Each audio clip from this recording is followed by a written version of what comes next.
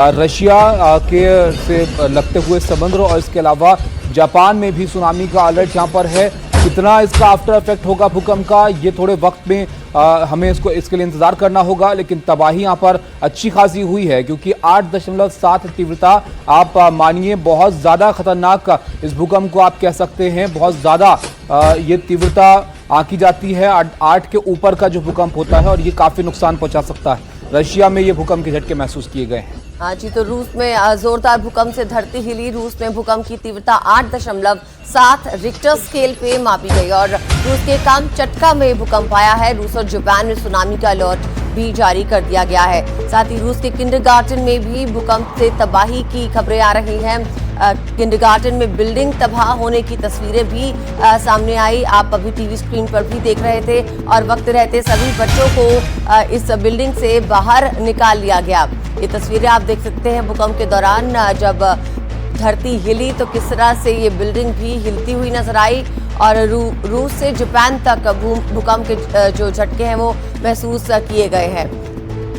इसी बिल्डिंग से जो है तस्वीरें सामने आई जहां पर ये बिल्डिंग जोर से हिलती हुई नजर आई और बताया जा रहा है कि इस बिल्डिंग में बच्चे थे जिन्हें बाहर समय रहते निकाल लिया गया।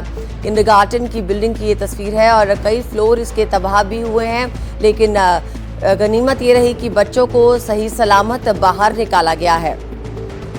तो नुकसान आप देखिए कितना हुआ है, ये धीरे धीरे यहाँ पर स्पष्ट होगा। लेकिन जिस तरह का ये भूकंप है अदिति, इससे पहले भी जब दिल्ली में झटके महसूस किए गए थे हम इस बारे में बात कर रहे थे कि कितनी तीव्रता कितना नुकसान पहुंचा सकती है। और 8.7 तीव्रता ये बहुत ज्यादा खतरनाक श्रेणी का भूकंप इसको कहते हैं। विशाल हमारे साथ हैं। विशाल, बताइए कितना नुकसान वहां पर हुआ है, क्योंकि 8.7 तीव्रता का भूकंप तो बहुत खतरनाक श्रेणी में माना जाता है।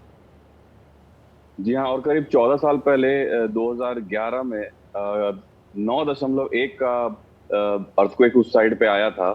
बट क्योंकि ये जो अर्थक्वेक है वो थोड़ा जो रशिया का फार ईस्ट कोस्ट है उससे काफी दूर आया है, तो इसीलिए डैमेज जो है वो अभी देखना पड़ेगा कितने हद तक गया है। पहली तस्वीरें हैं जो हमने एकत्रित की हैं कि जो 1-2 बिल्डिंग्स डैमेज हुई हैं रशिया के फार ईस्ट कोस्ट पे, लेकिन अभी देखना होगा कि जो एक्सटेंट ऑफ डैमेज है, जो लेवल हुआ है क्षतिग्रस्त होने का, वो देखना पड़ेगा। अभी कुछ भी रिपोर्ट्स नहीं आए हैं जो ऐसा बताएं कि बहुत तबाही का माहौल है रशिया में या अलग जगहों पे। और लेकिन विवेक, ये बात सामने आ रही थी कि सुनामी अलर्ट जो जारी किया गया है, जो वार्निंग जारी की गई है, उससे बताया गया है कि तटीय इलाकों में नुकसान की आशंका कम है, लेकिन ओशन में जो है ये सुनामी जो है काफी तेज हो सकती है। पानी का जो ट्रांसलेशन है इस भूकंप के चलते वो ज्यादा होगा।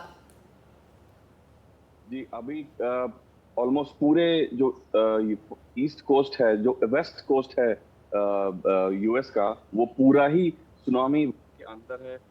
जापान भी है और साथ में अलास्का भी है और रशिया का जो फार ईस्ट कोस्ट है वो भी है। तो आधी धरती आप समझ लो सुनामी वार्निंग के अंदर है अभी।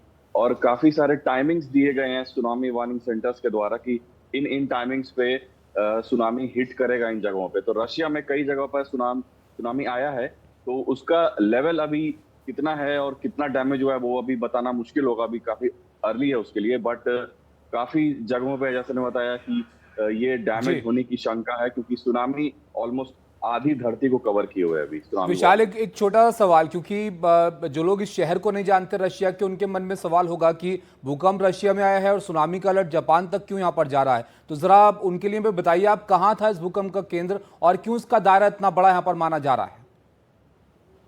जो भूकंप का केंद्र है वो रशिया और जापान के बीच में है।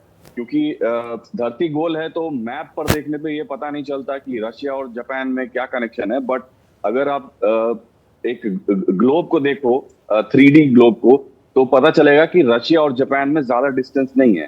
बीच में अगर बड़ा अर्थक्वेक आता है तो सुनामी दोनों डायरेक्शन में जा सकता है। तो ये रीजन है।